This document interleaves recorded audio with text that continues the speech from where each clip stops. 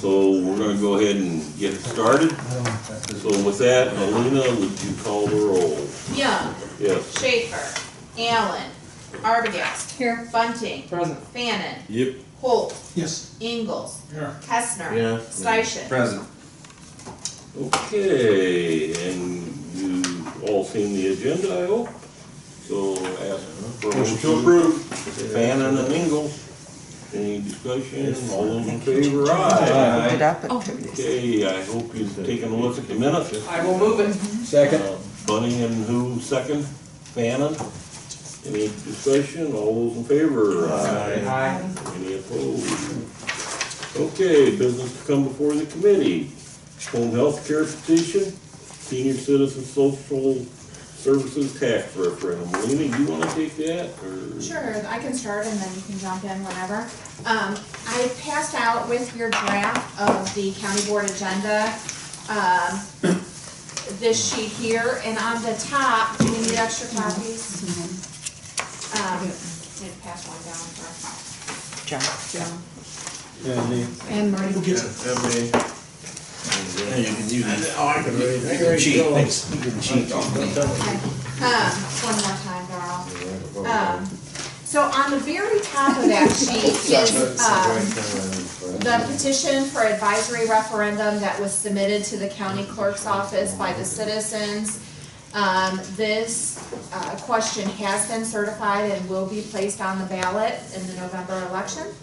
And the question is, shall the Livingston County Board maintain an adequate public health budget to provide county residents with the support they need to experience and maintain independent living? Which doesn't really say much. No. Doesn't really tell us much. No. And that's okay. We can leave it like that, or we thought, you know, there is legislation out there that allows the board to levy a tax for senior citizen social services. And so we thought if we put this question on the ballot with it, you'll know how serious the voters are about supporting the program. And so even if you decide not to levy that tax, regardless of what the outcome of the referendum is, at least you know how serious they are about it. And so the question was presented to the state's attorney's office and the county clerk to ensure that the question was right and would legally meet muster. And it does. I submitted the first question to him, option 1, should the county board levy an annual tax not to exceed 0.025 for senior citizen social services? That's the maximum amount allowed for that levy. And he just recommended that if it was for senior citizen home health care, that we add that portion, unless you wanted to give yourself the flexibility. And really, that's what I was thinking when I put that in there. It's really up to public health to determine what's needed for senior citizens and really for the county as a whole. So we can either, the referendum is going no matter what. And so if we want to, it doesn't really say much. I think everyone's going to say yes. I think that's a question that you have there. Kind of a no-brainer. You know, it doesn't really say much. But if you want to know if they really support that and if they really want to contribute more of their taxes to social services, you'll know how serious they are if we place the other question. Again, not saying that we have to levy that tax, but just knowing what the results of the referendum are. There won't be 2 questions. No. There would be 2 questions. Yeah, not 2 The taxes. top one No, not and that. either option 1 or option 2. I was gonna say, this first one is sort of broad. What constitutes senior social service? So if we did the second question, The second Then- is more specific. that tax, only be regardless, used would for that have to be regardless. used Right. for Home a health. home health care. So even if down the road, 10 years from now, 20 years from now, times changed, public health would not be able to use this levy for anything else but home health care. You know, people when I talk on the street that have heard about, oh, you're cutting it out. I mean, that's what they hear. What I have to explain to them, and then it's like, oh, gee whiz. There's really 2 components to that seniors home health care program. The one is, I just refer to it as the nursing thing. They go out and help with medications and blood pressure testing. It's nurses going out.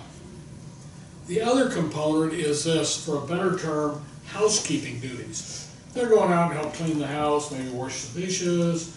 They're doing, I like to use the word janitorial work, but it's housekeeping. That's the one, that's the portion that we decided to defund. The nursing component, all along, Melinda has said she has the money in the budget to continue that. So I don't have a problem with the original question that they petitioned. Shall we maintain an adequate public health budget to provide county residents the support they need to experience and maintain independent living? I'll vote yes, and I think we already do it. Yeah. Well, when we decided to take out the 192,000 last year, that was, all that was used to supplement their budget. Was that all directed toward housekeeping stuff or No. nursing component? There's two Both. pieces. Yeah. Yeah, there's But, two pieces. but we ought to have in there, that, I mean, it's gonna pass overwhelming, Yeah, they will. you know, that first one. I mean, For fire. but then the second one, where you gotta pay for it, will be a different story. It'll be probably get defeated. But in order to see if people are interested, we need that on there. Yeah. And, it comes down, if it would pass, do you want it to, that 2.5 cents, do you want that to last a long time? Because maybe the home health care may be taken off. Well, they still have that money in there For that. to help with senior citizens. Which way do you want it to be? Yeah. Do you want that to be a forever tax, or do you want it to be a tax that would end if senior home health care ever ended? Then that would go off the books as well. So that's the question we have, on which one of those you want to put on. The first one, it might stay on the books forever, huh?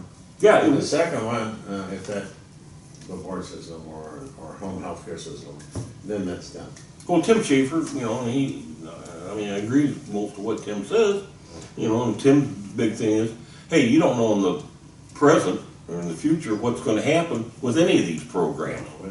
You know, if they'll continue to get money to maintain them or not. So, That's kind of why we went for another year in the first place, is that we didn't know what was gonna happen, so yeah, we don't wanna end it now. but, What does this generate? This would actually generate less than $200,000, this tax, so it's actually less than what you were contributing before. This is the maximum that's allowed for this particular statute. But they would have to revamp the program in order to meet those needs. And who would decide how much of this maximum? is- The finance committee and ultimately the board, you are the ones who approve the Not the levy. public health board or all that. They would make recommendation like they normally do as part of their levy request. It's the board and the finance committee. okay, we don't need to beat it To the, to death, we just need to know your opinion. You want option 1 or option 2? One. Okay, you wanna make that a motion for 1, Darrell? We'll see where it goes? Sure. Okay, I got a motion for option 1. Do I have a second for that one? It's gonna be nailed out. Then what was that? I'll make a motion for option 2. We need to. no, we got a motion for option 1. You gotta pay attention here now. It's been a long day. I don't want to Okay. look at it. Then I guess we'll, I'll second it with the intent of voting no, which I'm allowed to do since I didn't make the motion. okay, this is for option 1. Right. Want a roll call that, please? Sure. Young. No.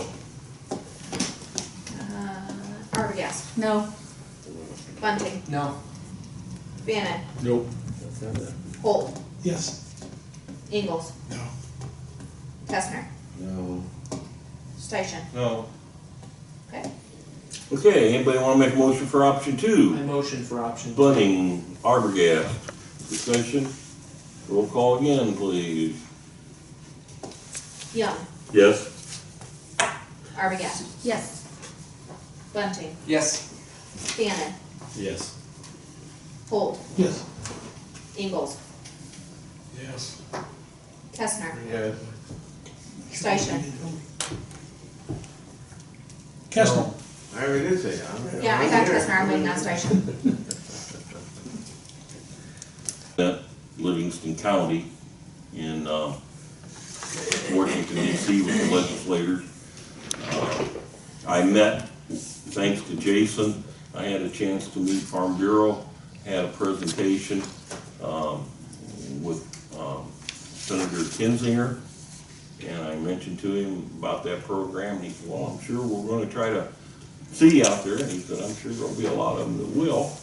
So hopefully UCCI will line up a lot of different senators and reps out there to visit with us and see what problems we're having in this part of the world. I mean, it's an honor to even get an audience out there, so UCCI has done a good job in getting this set up. I have had one individual that expressed an interest in going. I was one, there's 2 or 3 others that would like to have gone, but for one reason or the other, they were unable to go at that time. I haven't really let it out too much yet. You know, would anybody here be interested in hearing more about it, or talking to either Alina or I? Everything would be on your own. You'd have to book your own airplane ticket. You have to pay for it all. You have to and pay it then all be up front, reimbursed. and then you have to keep all your receipts, and they won't pay more than $2,000. If you go over that $2,000, it's on your dime. But hotel rooms are like $500 a night out there. Airfare is going to run you, $400 or $500 depending on what you get. Meals are going to be expensive. So good, $2,000 probably come pretty close. So What's the date? it's the 22nd of September. It's the September board meeting. Yeah. 13th, right? I thought it was the 13th. 13th. Yeah, it's the 13th. No, the 13th. Yeah. It's like 3 days, isn't it? I mean, you Wednesday, go out one Wednesday, day, Thursday, Friday. you go out one day. The tour of the White House and the conference would be on that Thursday. So, if you're interested, at one time, I was considering taking like 3 or 4 guys, and we drive out, and, get a couple rooms, and now it's down to about, what, 40,000? 51. 51. So, a lot of money's been trimmed, a lot of that because of the police car and the repeaters and things. They are gonna be able to retro some that they have. There's also a contribution from each of those schools of $50,000. So the cost is, and that first cost, if it's at $51,000, it'll be less expensive the following year because there was a $17,000, I think, one-time startup. So that's gonna be coming. The reason, and one of the arguments we've heard, and the reason he's in those schools, they are not in they do not have their police department in those districts. Dwight, Pontiac, Fairbury all have police officers, so they have jurisdiction over those high schools. These 2 are rural schools without their own police department. Those are the sheriff's responsibilities. That's why we are involved with doing that. And there's I don't have to preach to you folks about all the things that happened toward the end of last school year with shootings. We God forbid that ever would happen in Livingston County. I can't think of anything worse. There's no parents that you'd want to look at if that ever happened. So we don't like to spend money, but this is money well spent, in my opinion. What about Woodland? Woodland has Woodland an has agreement with Streeter. For resources. With Streeter. And they've got their own agreement. I still would hope that the board office would pursue what I talked about last night as far as having that officers, we have 2 officers slated for attrition through the sheriff's department. one of those, I believe, and Elena, correct me if I'm wrong, is doing transports. We're hiring transport officers, so I don't understand, he never answered the question, last night, and I didn't, When you say he, who you mean he? the sheriff, and I didn't wanna bring up a big brouhaha last night, so I didn't. But he didn't answer the question, all he said was, that he would hope that we would, let him have 2 officers. Doesn't change the fact that he's got 2 officers through attrition, they're supposed to be going. Doesn't change the fact that we are hiring transport officers, and there's a sheriff's deputy that's doing transport, so there's no reason why they couldn't take that 1 officer, and I see Elena's giving me the eyeball, so, answer for me. Well, he has not been doing transports, they were supposed to do that, but as they, made changes within the department that. Oh, you mean by promoting people, stuff like that? Yeah. Well, I'll second, and then some, what Marty said.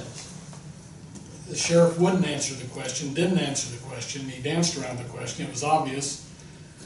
He's hoping we'll forget. Well, the fact is, a long time ago, we said we were gonna reduce the population by 3, and we're gonna do it by attrition, and 1 is left.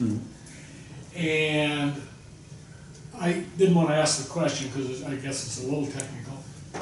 The board has the authority to name the number of deputies. Correct.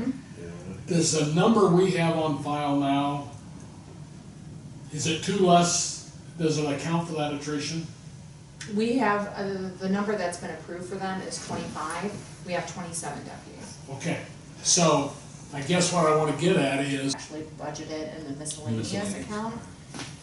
So those salaries are not in his budget, based off the action that was taken yesterday. Additional salaries too were added into the sheriff's department budget. Now, if the finance committee came back and gave Diane and I direction to remove the salaries from the miscellaneous line item, then that would be the end of it.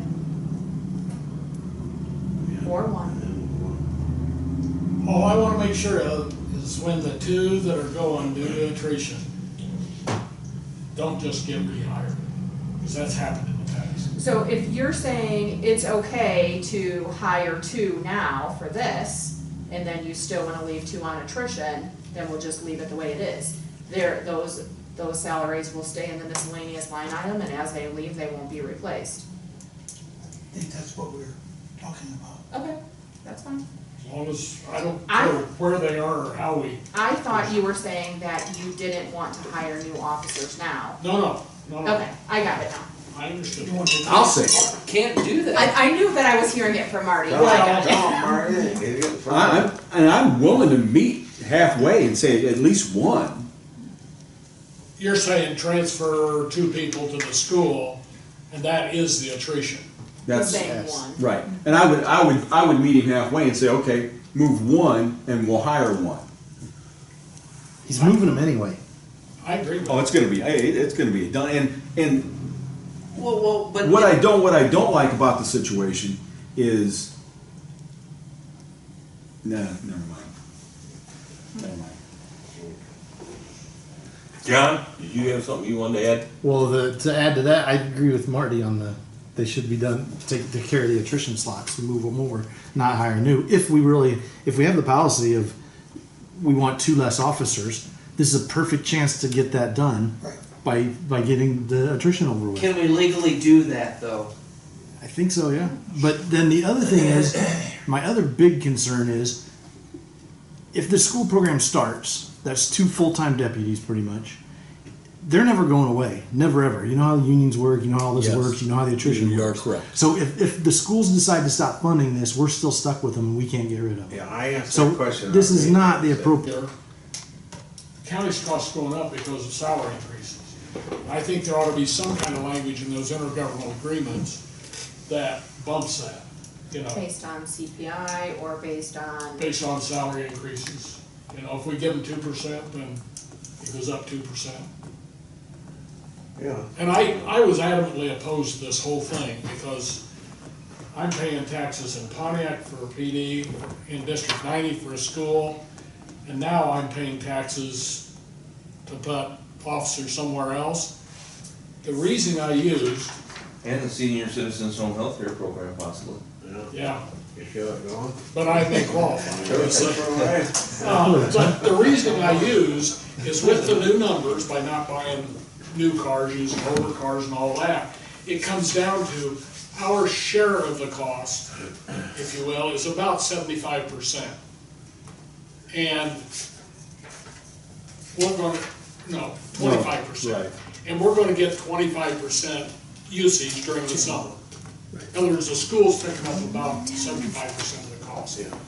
So, you know, at least they're covering their Okay, share. well, I think we've talked about that enough, and that's gonna be coming up, and so if you got questions that you feel need to be answered, please call Alina and give us a heads up time, and we'll try to get an answer if it's gonna be a real germane topic, and it sounds like some of you got some good ideas, and I think it's just tweaking. you know, if we need it, Yeah, you can always change it, so, authorized number. you know, let us know. I don't think we need to make a big major thing. Okay, let's try to move on. The next one that's coming up is gonna be video streaming, all committee meetings. And I understand that went through, last night to be sent to the full board. And, you know, that's one that's going to be debated, I think. I don't know how everybody on the board feels. I know I'm not crazy about it for several reasons. First of all, we do not have Lena or John or anyone, they work their tails off now, and not to put the burden on them to do it. We're gonna have to hire somebody, and that's gonna be a cost. There's gonna be a cost for equipment to do it. Just like tonight, there's things that, and I feel that, you know, the chairman of the committee is kind of, you know, the cabinet that I have to bounce things off of. I don't necessarily want to talk about some things that we talk about at these meetings, when it's, you know, not to have anything to do with transparency. Anybody can come and listen. But, just, I don't want it shotgunned all over to anybody. It could be picked up and run with a partial conversation that is said here. I also worry about it may inhibit some people from being maybe a little hesitant about willing to express their opinions. And if they're a little hesitant because they're being taped, I think that takes away the aspect of what committee work is. And I think just for the openness and discussions in committee, the committee members work hard and they feel better if they continue to have that freedom to say what they honestly feel, so they can be brought out. Now, we know that regular board meetings, you know, they're streamed, that's fine. I mean, it's good. And I'm all for transparency. I have no problem with anybody who wants to come to a committee meeting. I enjoy that when they come to committee meetings. I wish more people would. But the agendas are posted, and if people see something on there they're interested in, I'd like to be able to see them come to those meetings. And if they feel that way, maybe they got something they can add to the topic. So, anyway, I know some of you have dealt with it, some of you got strong opinions on that, and that's gonna come up for a vote, Thursday night as well, so. You know, not all meetings probably need to be streamed. Don't you think people are interested in like the finance, ag and zoning, property when there's something going on like the health and education building and the ZBA? I can see where it's a problem with the sheriff jail and license. Sorry, Jason, I enjoyed my time there today, listening to the highway. It was interesting, but you know, to start out just doing some. And again, at the meeting the other night, I presented how John didn't have to be here for them.